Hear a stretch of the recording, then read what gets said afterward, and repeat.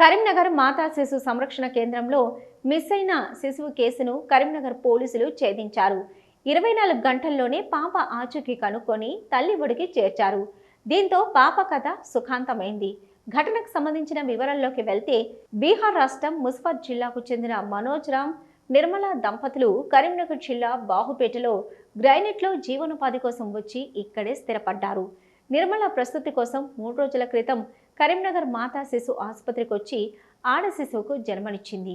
అయితే ఈరోజు ఉదయం తండ్రి మనోజ్ తన బంధువుల అబ్బాయిని ఆ శిశువు దగ్గర ఉంచి బయటకు వెళ్లి తిరిగి వచ్చేసరికి ఆ శిశువు అపహరణకు గురైంది. దీంతో శిశువు బంధువులు, ఆసుపత్రి సిబ్బంది పోలీసులకు సమాచారం అందించారు. పాప మిస్సింగ్ సమాచారం అందుకున్న కరీంనగర్ టౌన్ ఏసీపీ గోపతి నరేందర్ సంఘటన స్థలానికి చేరుకొని పరిశీలించారు. మిస్సింగ్ కేసును ప్రతిష్టాత్మకంగా తీసుకున్న ఏసీపీ నరేందర్ స్పెషల్ టీంలను ఏర్పాటు చేశారు. సీసీ కెమెరా ఫుటేజు, లేటెస్ట్ టెక్నాలజీని వినియోగిస్తూ తొలుత పెద్దపల్లి జిల్లా తకల్లపల్లికి చెందిన ముక్కెర కవితను అదుపులోకి తీసుకొని పాపను అక్కున చేర్చుకున్నారు. ఆ తర్వాత తమదైన శైలిలో విచారణ చేపట్టగా జమ్మికుంటకు చెందిన డిహెచ్ఎంఎస్ ఎర్రమరాజు జగ్గంరాజు సూచన మేరకు తాను శిశువును కిడ్నాప్ చేశానని చెప్తుంది. సదరు మహిళ కిడ్నాప్ చేసిన శిశువును నరసింహరాజుకు చూపిస్తే ఆరోగ్యంగా ఉందని చెప్పడంతో తన బతుకు తెరువు కోసం పాపను కిడ్నాప్ చేశాడని తెలిపింది. ఇటు కవితను, అటు ఎర్రంరాజును అదుపులోకి తీసుకొని పోలీసులు టౌన్ ఏసీపీ నరేందర్ సమక్షంలో మీడియా ముందు హాజరుపరిచారు. శిశువును తండ్రి చేతికి అందించారు. నిందితులను crime number 151/2024 under section 363, 363A, 365 ప్రకారం రిమాండ్ చేశామని ఏసీపీ నరేందర్ తెలిపారు.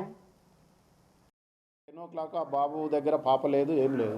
ఇమీడియట్గా పాప మిస్ అయిందని తెలుసుకొని మనకు సమాచారం ఇవ్వడం జరిగింది. ఫస్ట్ ఇనిషియల్గా ఇమీడియట్గా సిఐ గారు అక్కడ వెళ్ళిన తర్వాత మనము ఒక 5 పార్టీలని ఆ పాప ఎటు పోయిందనే ఉద్దేశంతో ఇన్స్పెక్టర్ 2 టౌన్, అలాగే టాస్క్ ఫోర్సు ఆధ్వర్యంలో CI and SI, SB inspector Srujan Reddy ఆ ఆధ్వర్యంలో ఒక 5 టీంలని మనము అన్ని విధాల వెరిఫై చేయడానికి టీమ్స్ ఏర్పాటు చేయడం జరిగింది.